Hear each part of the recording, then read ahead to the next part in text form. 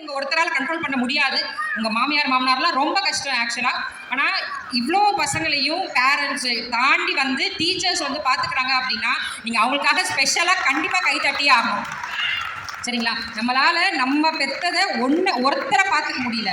ஆனால் நம்ம பசங்க மாதிரி 35 பசங்க 40 பசங்க இந்த ஸ்கூல் டீச்சர்ஸ் மட்டும் இல்லை, எங்கே இருக்கிற டீச்சர்ஸாக இருந்தாலும் அவங்களுக்கு வந்து நம்மளோட பவுவிங் எப்பவுமே வந்து அவங்களுக்கான ஒரு மரியாதை அப்படிங்கிறத கல்வியை தாண்டி மற்ற எல்லா விஷயத்தையும் தாண்டி அவங்க நம்ம மேலே நம்ம குழந்தைங்க மேலே எடுத்துக்கிற அக்கறை அப்படின்னு சொல்லலாம். சரிங்களா? நம்ம கூட இருக்கிறத விட பசங்க அவங்க கூட தான் ரொம்ப மணி நேரம் இருக்காங்க அப்படிங்கிறது ஒரு ரிசர்ச்சில் சொன்ன விஷயம். அதனால தான் ஸ்கூலில் பசங்க கூட இருக்கும் போது எவ்வளோ நல்ல விஷயம் கற்றுக்குறாங்களோ, அங்கே எப்படி பேசணும் எப்படி நடக்கணும் அப்படிங்கிற விஷயத்தை கற்றுக்குறாங்களோ அதே விஷயத்தை கொண்டு வந்து உங்களை வீட்லேயே செய்ய வைப்பாங்க. இப்போ இந்த யோகா செஞ்ச பசங்கள்லாம் 99 பசங்க உங்களை எல்லாருமே வீட்டில் செய்ய வைப்பாங்க. அவங்க செய்ய சொன்னாங்கன்னா தயவு செஞ்சு அவங்க கூட சேர்ந்து அப்போவாச்சும் யோகா பண்ணுங்கள், அப்போவாச்சும் எக்ஸசைஸ் பண்ணுங்கள். சரிங்களா?